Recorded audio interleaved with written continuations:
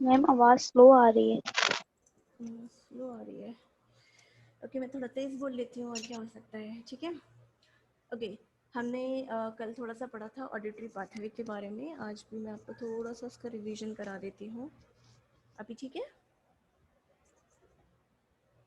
Okay, चलो। जी ma'am. Okay, चलिए। Auditory pathway exactly जब भी कोई इंसान बोलता है तो क्या होता है, देखो हमेशा ना जो भी क्या कहते हैं, कोई भी प्रोसेस है, कोई भी लाइफ में कुछ भी होता है ना, हमेशा एक सिंगल चीज़ नहीं होती है। जैसा मैं आपको बताती हूँ थोड़ा सा।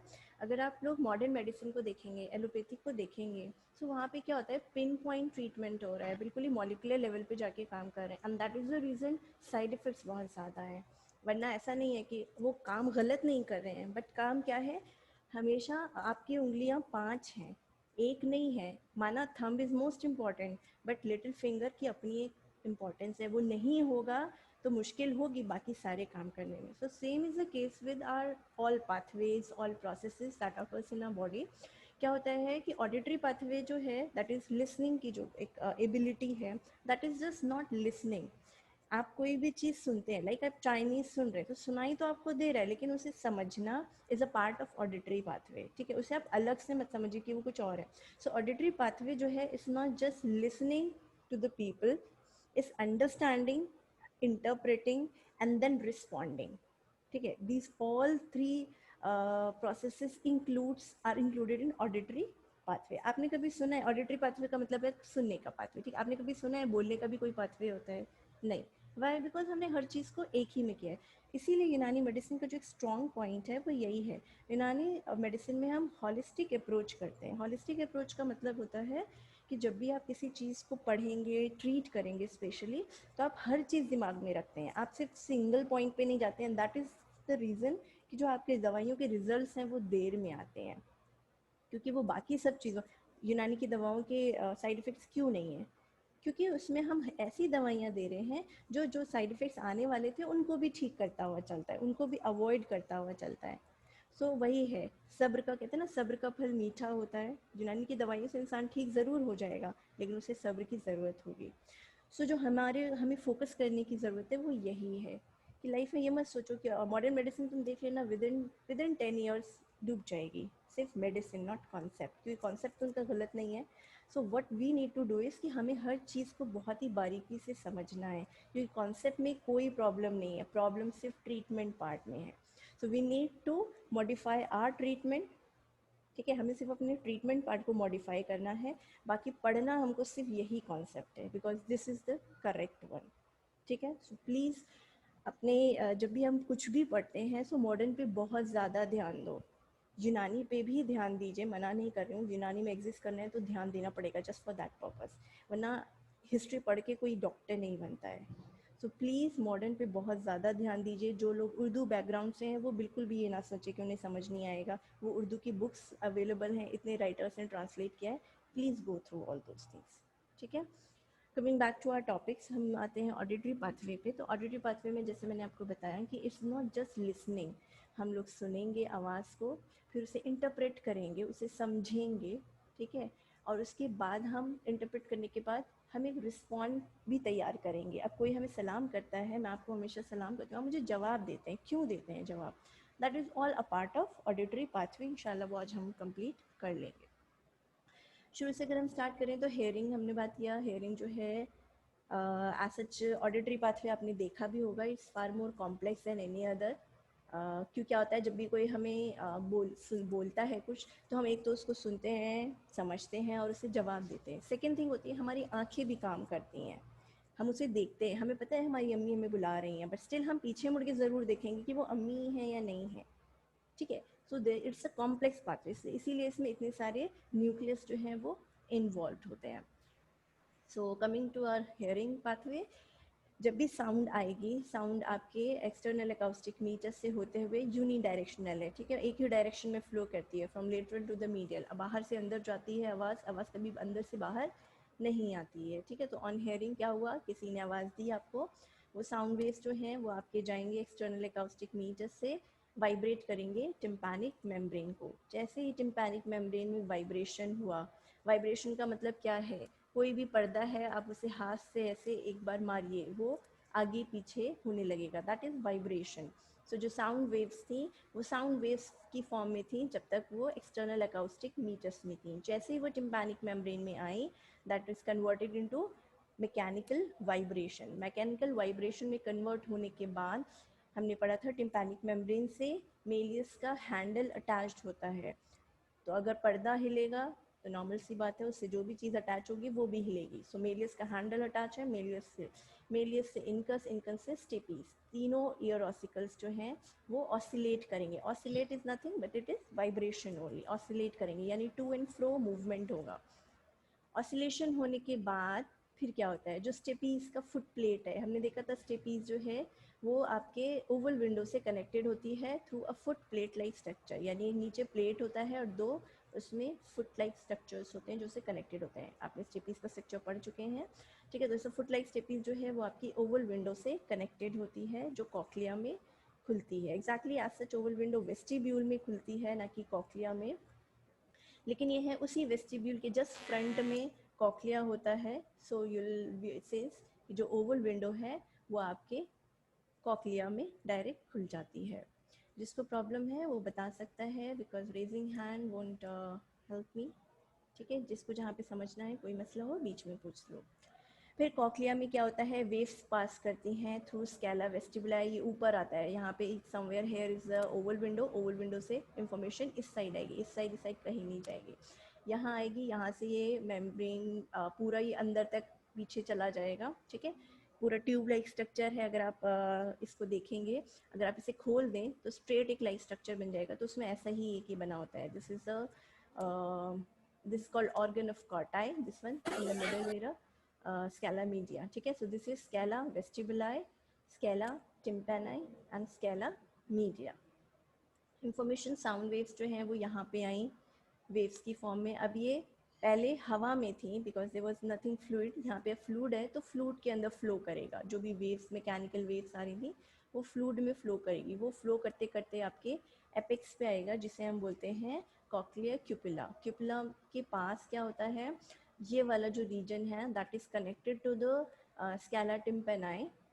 तो यहाँ से वेव्स आ जाती हैं यहाँ पे, इस तरह से नीचे भी वेव्स आ जाती हैं स्कैला टिम्पेनाई में। स्कैला टिम्पेनाई में लेयर्स के थ्रू, हमने बताया था ये मेम्ब्रेनस पार्ट है, तो मेम्ब्रेनस पार्ट जो है ये लेयर्स के थ्रू सेपरेटेड होता है। सो जो नीचे लेयर होती है that is the basilar membrane. Basilar membrane के ऊपर ही स्केला मीडिया होता है, और बेसिलर मेम्ब्रेन के ऊपर ही आपका जो स्पेसिफिक फंक्शनल यूनिट है हेयरिंग का that is called as organ of Corti, that is present over here. जो सबसे इम्पॉर्टेंट पार्ट था वो ये था कि जो हमारे दो टाइप के सेल्स होते हैं, inner hair cells and outer hair cells. Inner hair cells जो हैं वो मेनली ऑडिटरी फंक्शन होता है, बाकी आउटर हेयर सेल का प्रोटेक्टिव फंक्शन होता है, वो मॉड्यूलेट करते हैं, ठीक है। सो दे आर, और बाकी और जो बहुत सारे सेल्स होते हैं दे आर सपोर्टिंग सेल्स। जैसा कि हमने न्यूरॉन्स में पढ़ा था नर्वस सिस्टम में कि हमारे अगर बॉडी में 100 न्यूरॉन्स हैं, सपोज नॉट 100, बहुत है, मिलियंस ट्रिलियंस में है, ठीक है। तो अगर हमारे पास 100 न्यूरॉन्स प्रेजेंट हैं तो जो सपोर्टिंग सेल्स थे, एस्ट्रोसाइट्स, न्यूरोग्लिया, ये सारे सेल्स थे, they are million in number, ठीक है। तो इनका जो रेशियो है ये बहुत डिफरेंट होता है। अगर ये 100 है तो वो मिलियंस में है। Same is the case over here, we have 3 rows of outer hair cell and a single row of inner hair cell. लेकिन ये जो जितने भी यहाँ पे बाकी के सेल्स होते हैं that are called as supporting cells, ठीक है। दो सेल हो गए, inner hair cell, outer hair cell. Inner hair cell is responsible for hearing, outer hair cell is for modulation of voice. So सबसे पहली चीज़, जब भी बैसिलर मेम्ब्रेन ऊपर की तरफ मूव करेगी, अपवर्ड मूवमेंट होगा, ठीक है। स्टीरोसीलिया हमेशा काइनोसीलिया की तरफ मूव करेंगे। स्टीरोसीलिया और स्मॉल सीलिया, काइनोसीलिया इज द लार्ज सीलिया। तो स्मॉल सीलिया मूव्स टूवर्ड्स लार्ज सीलिया। जैसे ही स्टीरोसीलिया काइनोसीलिया की तरफ मूव करेगा, just give me a minute, okay.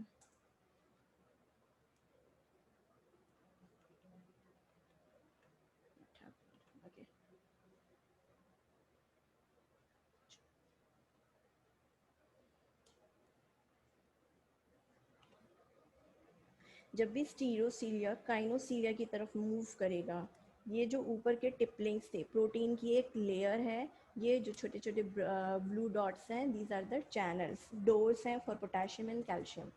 अगर स्टीरियोसीलियर जब भी काइनोसीलियर की तरफ मूव करता है, ये यहाँ से इसे खींच लेता है। नॉर्मल सी बात है, जब ये इस साइड जाएगा तो ये जो टिपलिंग है ये खींच जाएगा, ये जैसे ही इस साइड खींचेगा ये ओपन हो जाएगा। Same is the case with this, ये ओपन हो जाएगा। Same is the case with this, ये ओपन हो जाएगा। जब काइनोसीलियर स्टीरियोसीलियर की तरफ मूव करेगा तो ये दरवाज़ा ऊपर आ रहा है, दैट इज़ ये क्लोज होते जा रहे हैं। तो याद रखिएगा, जब भी बैसिलर मेम्ब्रेन ऊपर की तरफ मूव करेगी, स्टीरोसीलिया हमेशा काइनोसीलिया की तरफ मूव करेंगे। स्टीरोसीलिया जब काइनोसीलिया की तरफ मूव करते हैं तो ये जो चैनल्स होते हैं, potassium and calcium channels, open कर जाते हैं। जैसे ये ओपन कर जाएंगे, इन्फ्लक्स होगा पोटेशियम का और कैल्शियम का। और इलेक्ट्रो पॉजिटिव हैं, दोनों के दोनों पॉजिटिव आयंस हैं। जब भी पॉजिटिव आयन अंदर जाएंगे, पॉजिटिव आयन अंदर जाने का मतलब क्या होता है? डीपोलराइजेशन। पोलराइजेशन का मतलब होता है नेगेटिव चार्ज। एक रेस्टिंग फेज में एक सेल जो होता है वो नॉर्मली आपका -70 से -90 के रेस्टिंग पोटेंशियल फेज में होता है। That phase is called as polarise state. ठीक है, अब जैसे ही इसके अंदर पॉजिटिव आयंस अंदर आना स्टार्ट हो गए, यानी नेगेटिव कम होता रहेगा, पॉजिटिव बढ़ता जाएगा। That condition is called as depolarisation. ठीक है, okay, coming back to our point. तो हमने दो चीज़ें पढ़ी, जैसे ही बैसिलर मेम्ब्रेन ऊपर गई, स्टीरोसीलिया काइनोसीलिया की तरफ मूव करेंगे और सेल के अंदर डीपोलराइजेशन होगा। जैसे ही सेल के अंदर डीपोलराइजेशन होगा, जो कैल्शियम आयन होता है वो आपके न्यूरोट्रांसमीटर्स जो होते हैं, जो वेसाइकल्स आपने देखा था प्रेजेंट होते हैं हेयर सेल्स में, उनको पेरिफ्री पे लेके जाएगा और वहाँ से न्यूरोट्रांसमीटर्स को रिलीज कराएगा। What are those neurotransmitters? Especially they are glutamate. Auditory pathway में सबसे ज़्यादा होते हैं ग्लूटामेट, लेकिन हम जब वेस्टिबुलर पाथवे भी पढ़ेंगे जहाँ पे बैलेंसिंग का काम होता है, वहाँ पे ग्लूटामेट भी होता है और साथ में एस्पार्टेट होता है। So these are nothing but these are neurotransmitters. ठीक है, ग्लूटामेट रिलीज करेगा, और glutamate according to the action potential generation, जितना ज़्यादा एक्शन पोटेंशियल जनरेट होगा उतना ही ज़्यादा ग्लूटामेट रिलीज आउट होगा। रिलीज होता है तो फिर जाता कहाँ है? कॉक्लियर, जो कॉक्लियर नर्व होती है, ठीक है, कॉक्लियर नर्व जो होती है वो बनती है सूडो यूनिपोलर न्यूरॉन से, that is called as spiral ganglion. ठीक है, स्पाइरल गैंग्लियन क्या है? एक सूडो यूनिपोलर न्यूरॉन है जो प्रेजेंट है with in the year. Year के अंदर एक न्यूरॉन, ग्रुप ऑफ न्यूरॉन पाया जाता है जिसे हम बोलते हैं स्पाइरल गैंग्लियन। ये स्पाइरल गैंग्लियन के दो प्रोसेस होते हैं, एक सेंट्रल प्रोसेस जो ब्रेन में जाएगा, और एक जो कौन है शो में जा रहा है, एक है जो सेंट्रल प्रोसेस जो ब्रेन में जाएगा, और दूसरा जो कॉक्लिया में इनोवेट करेगा हेयर सेल्स को। सो जो एट्थ क्रेनियल नर्व है उसका एक पार्ट जो कॉक्लियर पार्ट है, that is form by the spiral ganglion के सेंट्रल प्रोसेसेस बनाते हैं। ठीक है, अब ये सेंट्रल प्रोसेस ने इंफॉर्मेशन ली थ्रू ग्लूटामेट, यहाँ आया, जितना आया उसी हिसाब से एक्शन पोटेंशियल इसमें जनरेट हुआ, और ये एक्शन पोटेंशियल जो जनरेट हुआ that is through central process passes through internal acoustic meters। एक कैनाल लाइक स्ट्रक्चर होता है टेम्पोरल बोन में जिससे कहते हैं इंटरनल अकाउस्टिक मीटर्स। जैसे एक्सटर्नल था, वहाँ सिर्फ एयर पास हो रही थी, यहाँ पे नर्व पास होती है। कौन सी nerve? Auditory nerve and the seventh cranial nerve, that is a facial nerve. And further ये नर्व जो है ये कहाँ से कहाँ पे एंटर कर जाएगी? ये एंटर कर जाएगी आपके मेडुलरी पोंटाइन जंक्शन पे। ओके, अब जैसे ही ये मेडुलाइन पोंटाइन जंक्शन था, यहाँ पे ये आ गया, तो यहाँ आने के बाद हम थोड़ा सा न्यूरॉन्स देख लेते हैं कौन कौन से इन्वॉल्व होते हैं। So the first neuron that are involve is the जो फर्स्ट ऑर्डर न्यूरॉन है वो तो आपके स्पाइरल गैंग्लियन ने बना दिया, जो टर्मिनेट हो रहे थे आपके कॉक्लियर न्यूक्लियस पे। कॉक्लियर न्यूक्लियस जो होता है, ठीक है, वेस्टिबुलर न्यूक्लियस दूसरा होता है, वो हम लोग बाद में पढ़ेंगे, अभी हम पढ़ें सिर्फ कॉक्लियर न्यूक्लियस के बारे में। कॉक्लियर न्यूक्लियाई जो है, इसीलिए से न्यूक्लियाई लिखा है बिकॉज दे आर मल्टीपल। ठीक है, ये एक सिंगल नहीं है, दे आर मल्टीपल, जिसमें से 3 ऐसे हैं जो मेन स्पेसिफिक हैं, जो ऑडिटरी फंक्शन के रिस्पॉन्सिबल होते हैं या परसीव करते हैं इंफॉर्मेशन को।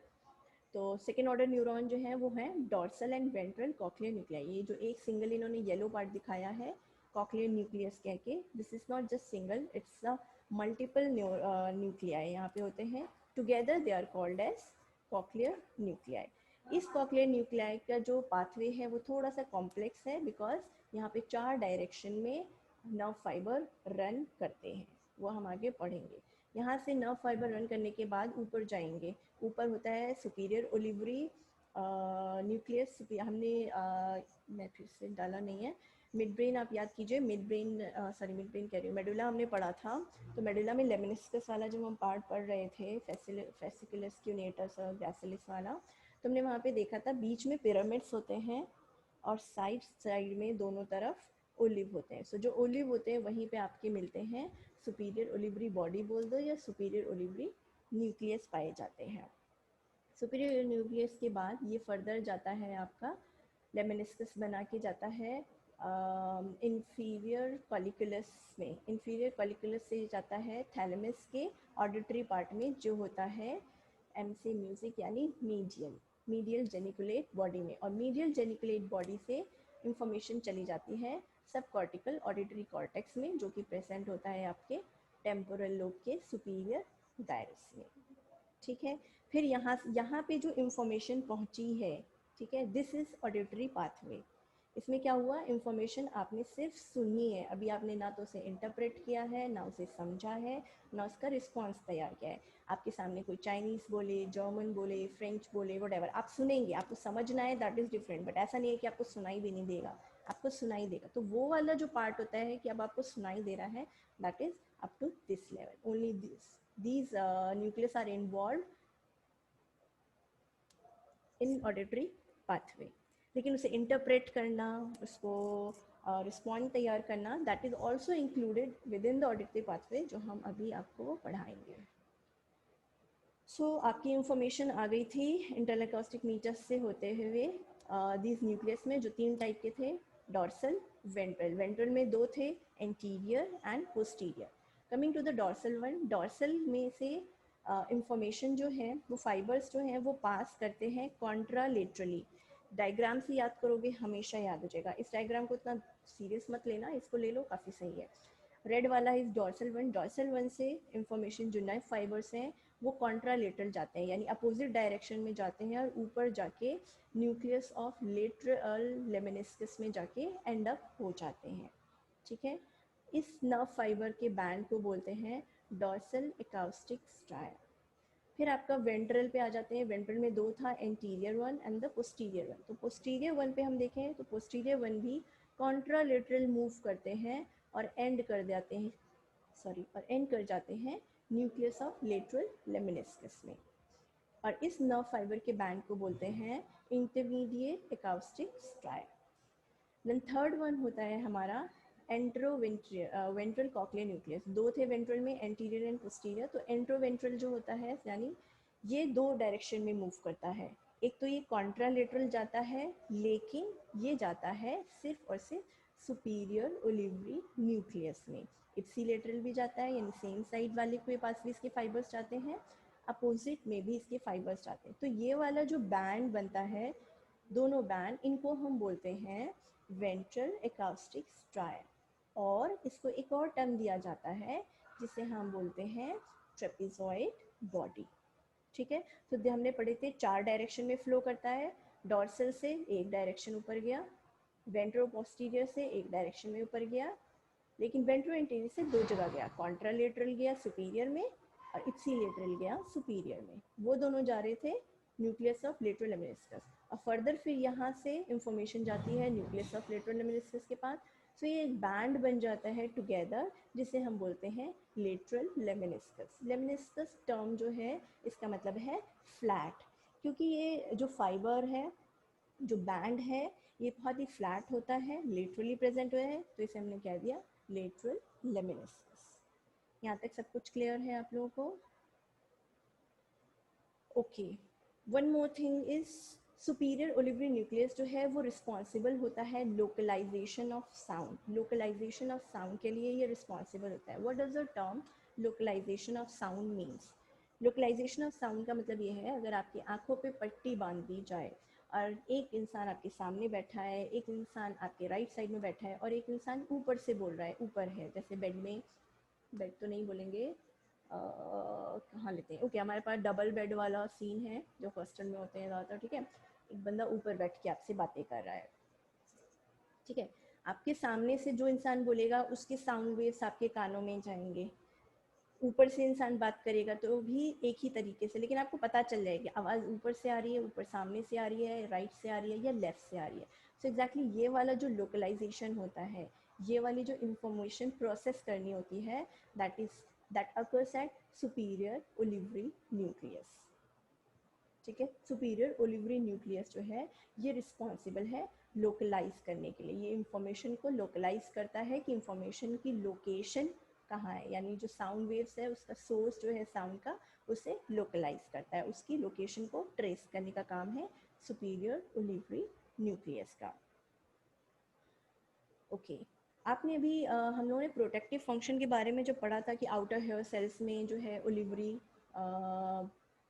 आउटर हेयर सेल में जब भी साउंड बहुत ज़्यादा वो हो जाती है, हाई हो जाती है, तो क्या होता है, इफरेंट फाइबर्स जो होते हैं, जिसने भी नर्व पे काम किया है प्रोजेक्ट में उसको पता होगा, कोई भी नर्व होती है either it is mixed, it is sensory और मोटर। सो नॉर्मल सी बात है, जो भी आपकी मिक्स नर्व्स होंगी उनके दोनों फाइबर्स होंगे, यानी उसकी ई फ्रेंड फाइबर्स भी होंगे और ए फ्रेंड फाइबर्स भी होंगे, यानी जो इन्फॉर्मेशन लेके आ रहे हैं और जो इन्फॉर्मेशन लेके जा रहे हैं।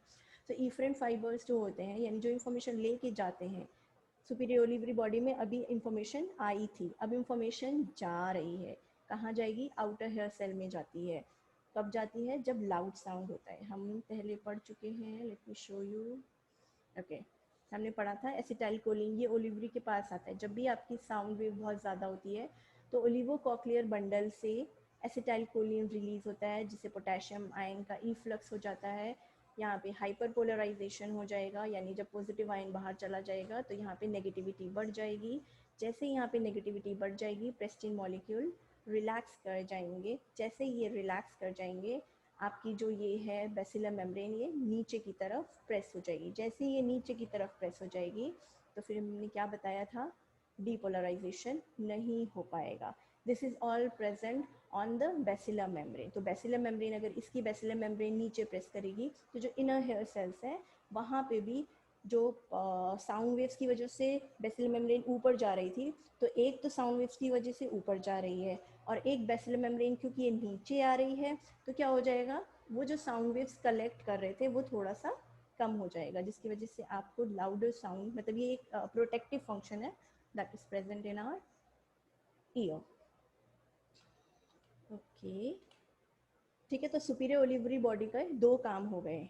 पहला काम जो था, ये सारे फाइबर्स में से वेंट्रल वाले को लेके आएगा और ऊपर अपना एक बैंड भेज देगा, वेंट्रल एकॉस्टिक स्ट्राया। ठीक है, ये ऊपर चले जाएगा forming a lateral lemniscus, first. Second function इसका होता है लोकलाइजेशन ऑफ साउंड, यानी जो भी साउंड वेव का सोर्स है उसको, उसकी लोकेशन को ट्रेस करने का काम है सुपीरियर ओलिवरी न्यूक्लियस का।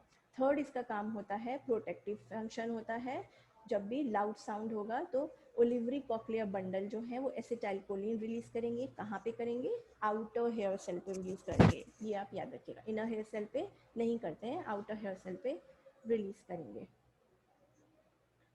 ठीक है, सो नेक्स्ट हम आ जाते हैं, अभी आपकी इंफॉर्मेशन जो थी वो आ गई थी आपके लेमिनिस्कस तक आ गए थे हम, लेमिनिस्कस के बाद अब हम ऊपर चढ़ते हैं, यहाँ पे इंफीरियर कॉलिकुलस में आ जाते हैं, मिड ब्रेन में। ठीक है, जो फाइबर्स होते हैं लेटरल लेमिनिस्कस के ऊपर जाएंगे एंड न्यूक्लियस, इंफीरियर कॉलिकुलस का जो न्यूक्लियस है वहाँ पे पहुँच जाएंगे। वहाँ पे जो इंफीरियर कॉलिकुलस होता है that is responsible for auditory reflex.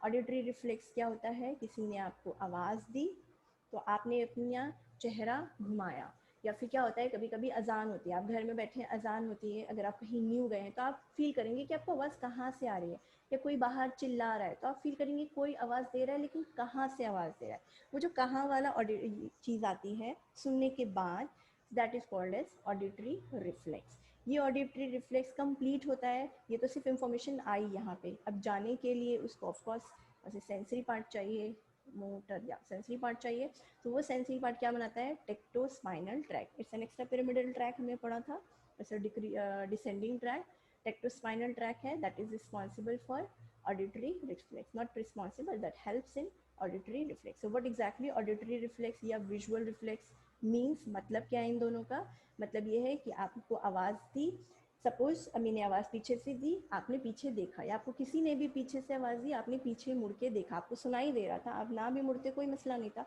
आप सीधे मुँह भी उसको सलाम का जवाब दे सकते हैं, बट आप पीछे मुड़ते हैं और फिर आप सलाम का जवाब देते हैं, that is called as auditory reflex. Visual reflex में क्या है, हम सुन तो नहीं रहे हैं, हम देख भी नहीं रहे हैं, किसी ने हमें टैप किया पीछे से, हमने उसको पीछे देखा, दैट इज विजुअल रिफ्लेक्स। ठीक है, ओके। सो इन्फीरियर कॉलिकुलस पे पहुंचा, हम सबके न्यूक्लियस के फंक्शन भी पढ़ते जा रहे हैं। ठीक है, सो थोड़ा धीरे धीरे बीच बीच में पढ़ा रही हूँ मैं। इन्फीरियर कॉलिकुलस का फंक्शन क्या हो गया, it is responsible for auditory reflex. फिर आता है क्रॉस टॉक के बारे में। क्रॉस टॉक क्या होता है कि ये आपस में एक दूसरे से बात करते रहते हैं, यानी इसका कनेक्शन इससे होता है, इसका कनेक्शन इससे होता है। यूजुअली हमारा क्या है, जब भी राइट आई बोल रही हूँ, जब भी हमारा राइट ईयर में कोई प्रॉब्लम होगा तो हमारा लेफ्ट ईयर कंपनसेशन के लिए बैठा हुआ है। आप देखेंगे हमेशा जब भी कोई भी मसला आता है सुनने में, सुनना एक ऐसी प्रॉब्लम होती है जो सबसे लास्ट में ख़राब होती है, या ऐसा बहुत ज़्यादा कॉमन नहीं देखा गया है कि किसी को सुनने में मशक्क़त आ रही है। एक होता है ओल्ड एज में आते आते इंसान को हो जाती है, that is due to the degeneration of hair cells, और डैमेज हो जाते हैं काफ़ी हद तक। बट स्टिल आप देखेंगे आपको कोई भी परेशानी आए, कोई भी डिजीज़ हो, लेकिन ईयर में स्पेशली सुनने की जो क़ुव्वत समात है वो सबसे लास्ट में डैमेज होती है, या सबसे लास्ट में उभर के आती है। एंड द रीज़न जो है दैट इज़ सेम, यहाँ पे क्रॉस टॉक हो रहा होता है। अगर आपके राइट आई में सपोज राइट आई, बार बार बोल रही हूँ सॉरी, राइट ईयर में आपकी वैक्स है, still you are able to listen. ऐसा नहीं है कि आपको सुनाई कम देने लग गया, या राइट साइड से आपको कम सुनाई दे रहा है। कम सुनाई देने का मतलब होता है ऑफकोर्स आपको राइट साइड से कम सुनाई देगा, लेकिन अगर कोई राइट साइड में बैठा है और वो बोल रहा है, और कोई लेफ्ट साइड में बैठा है और बोल रहा है, तो आपको कम सुनाई देगा राइट आई का, ऐसा नहीं है। राइट ईयर का ऐसा कुछ नहीं होगा। फिर से मैं बताती हूँ, इस चीज़ को समझो एग्जैक्टली इसका क्या मतलब है क्रॉस टॉक का। ठीक है, इसका फंक्शन क्या है, मेन क्रॉस टॉक से हेल्प क्या हो रही है। क्रॉस टॉक से क्या हो रहा है, दोनों आपस में बात कर रहे हैं, यानी यहाँ पे जो इन्फॉर्मेशन आ रही है वो यहाँ पे चली गई, फिर ये ऊपर भी चली गई, यहाँ जो इन्फॉर्मेशन आ रही है वो इधर भी चली गई, इस साइड भी चली गई। ठीक है, इससे क्या होगा, अगर आपके राइट ईयर में वैक्स है, ठीक है, लेफ्ट में आपने सफाई की हो गया, लेकिन राइट ईयर का नहीं हुआ। राइट साइड में एक बंदा बैठा है, आप बीच में बैठे हैं, लेफ्ट साइड में बैठा है, तो जो राइट साइड में बंदा बात करेगा, आपको सलाम करेगा, तो ऐसा नहीं है कि उसकी आवाज़ आपको कम आएगी, आपको उसकी आवाज़ इक्वल आएगी। लेफ्ट साइड में बैठा है, उसकी आवाज़ भी इक्वल आएगी। So that is the function of this cross talk. जब भी क्रॉस टॉक हो जाता है तो क्या है, इतनी आसानी से कोई भी डैमेज हो जाए सपोज, तो ये है अगर यहाँ पे डैमेज हो रहा है तो यहाँ की इन्फॉर्मेशन यहाँ भी जा रही है, ये प्रोसेस कर लेगा। ठीक है, अगर सपोज आपके right side of temporal lobe में दिक्कत है, कोई भी मसला है, कोई भी लेजन आ गया है, तो भी आपको ऐसा नहीं है कि राइट ईयर में आपको प्रॉब्लम होगी सुनने में। क्यों? क्योंकि यहाँ क्रॉस टॉकिंग हो रही है, यहाँ से इंफॉर्मेशन इसके पास गई, इसने प्रोसेस करके भेज दिया, तो मसला हल हो गया। तो यह है, जब तक बहुत ज़्यादा हाई लेवल का डैमेज नहीं हो जाता है तब तक आपकी जो हेयरिंग एबिलिटी है वो अफेक्ट नहीं होती है, and that is all due to cross talk. यहाँ से इंफॉर्मेशन यहाँ आई थी आपकी मिड ब्रेन में, इन्होंने क्रॉस टॉक किया और इनका मेन काम था ऑडिटरी रिफ्लेक्स का। यहाँ ऑडिटरी रिफ्लेक्स के बाद इंफॉर्मेशन जो है इप्सिलेटरली एंड कॉन्ट्रालेटरली पहुँचती है थैलेमस के ऑडिटरी पार्ट में। थैलेमस का जो ऑडिटरी पार्ट था वहाँ इंफॉर्मेशन पहुँची, कहाँ पे पहुँचेगी, मीडियल जेनिकुलेट बॉडी। आप देखेंगे बहुत सारे न्यूक्लियस होते हैं, तो मीडियल एंड लेटरल दोनों साथ साथ प्रेजेंट होते हैं। L is for light, M is for music, so music hearing से रिलेटेड है, तो medial geniculate body responsible for auditory pathway. यहाँ से इंफॉर्मेशन यहाँ आई, अब इसने इंफॉर्मेशन पासिंग थ्रू, यहाँ पे आपको पता है इंटरनल कैप्सूल होता है, तो इंटरनल कैप्सूल से पास करते हुए ये चली जाएगी सारी इंफॉर्मेशन आपकी सेरिब्रल कॉर्टेक्स में। सेरिब्रल कॉर्टेक्स किस एरिया में, टेम्पोरल लोब में, बिकॉज टेम्पोरल लोब में आपके प्राइमरी ऑडिटरी एरिया होता है। ठीक है, सो यहाँ तक आपको सब कुछ समझ में आ गया है। एक चीज़ हम आपको और बता देते हैं, जो प्राइमरी ऑडिटरी कॉर्टेक्स वाला एरिया है, हमने पढ़ा था जब हमने हेयर सेल्स पढ़े थे तो हमने पढ़ा था कि जो हाई पिच होती है that is receive at the base part of the cochlea, जो मिड में होता है वो थोड़े लो हो जाते हैं, और जो लो पिच साउंड्स होते हैं that is received at the apex. ठीक है, इतना हमने पढ़ा था। तो सिमिलरली क्या होता है, आपका जो प्राइमरी ऑडिटरी कॉर्टेक्स है इसे हम बोलते हैं टोनोटिपिकली ऑर्गेनाइज। टोनोटिपिकली ऑर्गेनाइज का मतलब यही होता है, जिस तरह से स्पेसिफिक फ्रीक्वेंसी के लिए हेयर सेल्स हैं हमारे कानों में, सिमिलरली इसी तरह उन्हीं फ्रीक्वेंसीज के स्पेसिफिक एरियाज हैं आपके प्राइमरी ऑडिटरी कॉर्टेक्स में। सो उसके लिए एक टर्म यूज़ होता है, उसे हम बोलते हैं टोनोटॉपिकली ऑर्गेनाइज। टोनोटॉपिकली ऑर्गेनाइज का क्या मतलब है? हमने पढ़ा था हेयर सेल्स जो होते हैं, different hair cells different frequencies को रिसीव करते हैं और पास करते हैं ब्रेन में। जब वो ब्रेन में पास करते हैं तो सारी इंफॉर्मेशन यहाँ तक तो एक तरीके से आती है, लेकिन जब हम बात करते हैं प्राइमरी ऑडिटरी कॉर्टेक्स एरिया की, सो वहाँ पे भी डिफरेंट फ्रीक्वेंसीज के लिए डिफरेंट रीजन प्रेजेंट होता है, इसीलिए इसको हम बोलते हैं जो प्राइमरी ऑडिटरी कॉर्टेक्स है वो टोनोटिपिकली ऑर्गेनाइज्ड है।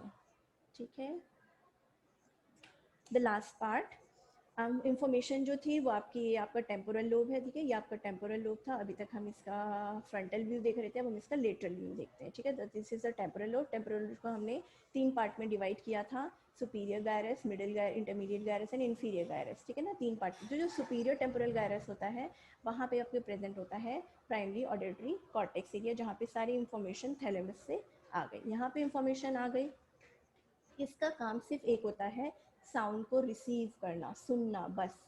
अब ये चाइनीज़ बोलो, जर्मन बोलो, फ्रेंच बोलो, वो सब कुछ सुनाई देगा, समझ नहीं आएगा दैट इज डिफरेंट, बट सुनाई आपको सब कुछ देगा, because information is received eight this area. तो इस एरिया में अगर कोई प्रॉब्लम होगी तो आपको सुनने में दिक्कत आएगी, समझने में दिक्कत आ रही है, आपका वर्निक्स एरिया जो है दैट इज रिस्पॉन्सिबल। आप उसका जवाब नहीं दे पा रहे हैं, ब्रोकाज एरिया इज रिस्पॉन्सिबल। ठीक है, so coming to the primary cortex area, primary cortex auditory cortex जो है, इसका सिर्फ एक काम है, सिर्फ और सिर्फ साउंड वेव को, इंफॉर्मेशन को कलेक्ट करना, यानी सिर्फ रिसीव करना।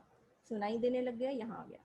जैसे ही यहाँ पे आवाज़ सुनाई देती है, यहाँ से नर्व फाइबर्स जो हैं वो एक दूसरे, उसी के पोस्टीरियर में एक एरिया होता है जिसे बोलते हैं वर्निक्स एरिया, जो कायनात इंशाल्लाह आप लोगों को जल्दी पढ़ाएंगी एरियाज ऑफ सेरिब्रम में, लेकिन यहाँ पे मैं थोड़ा थोड़ा आपको बताती चल रही हूँ।